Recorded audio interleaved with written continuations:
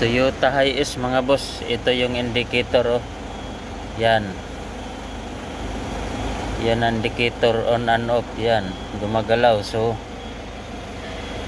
i-check natin yung charging system niya kung okay ba. Yan. Charging system. Ito. Yan.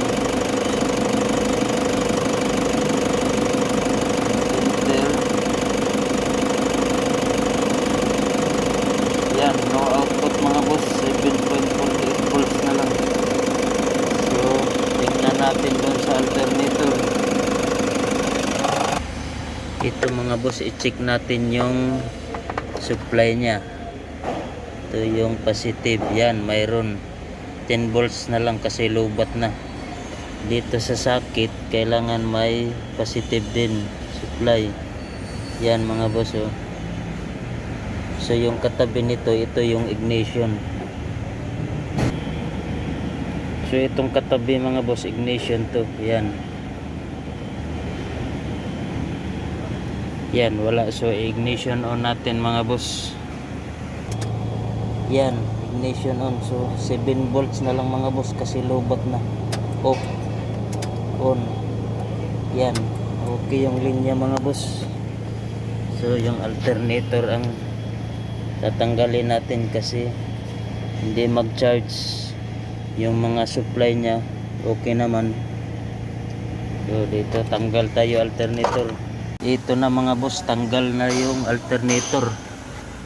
So dito mga boss, i-check natin yung pulley. Yan oh. Pre-wheeling na mga boss. So yan oh. Yan. Yan yung alternator pulley nya or overrunning pulley tawag nito. Yan oh.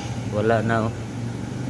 Pre-wheeling na siya. So isang cause to bakit ayaw na mag-charge.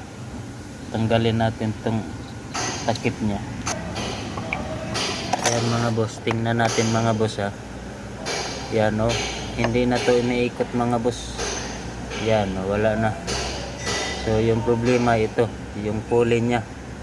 Ito yung papalitan. So tingnan lang natin yung brush kung mahaba pa ba, para isang tanggalan lang to. Ayan. Ito na mga boss, tatanggalin natin yung carbon brush kung mahaba pa ba.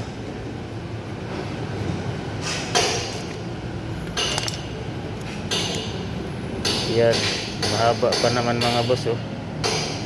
So titingnan natin yung mga diode. Wala namang sira na diode oh.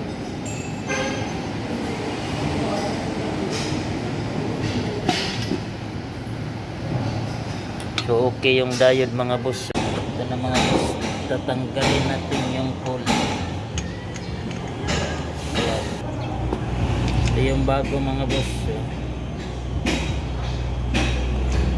Ito yung luma. Ito. So pareha lang naman. So ikabit natin. Ayan.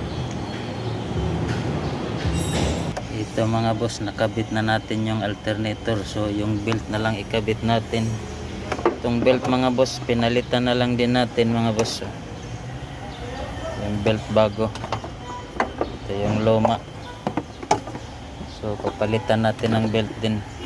So ito mga boss, okay na. Yan, nakabit na natin lahat.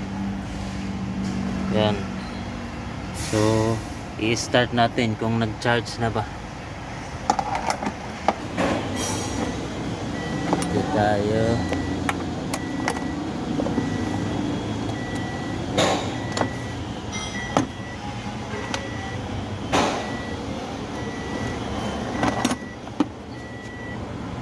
Yan mga boss. So i-start natin. Yan, umiilaw naman yung battery. Yung battery umiilaw naman. So i-start natin. Yun, nag-off yung battery. So yung charging nya, dito tayo. Ito, yan, 1095 na mga boss. I-read natin.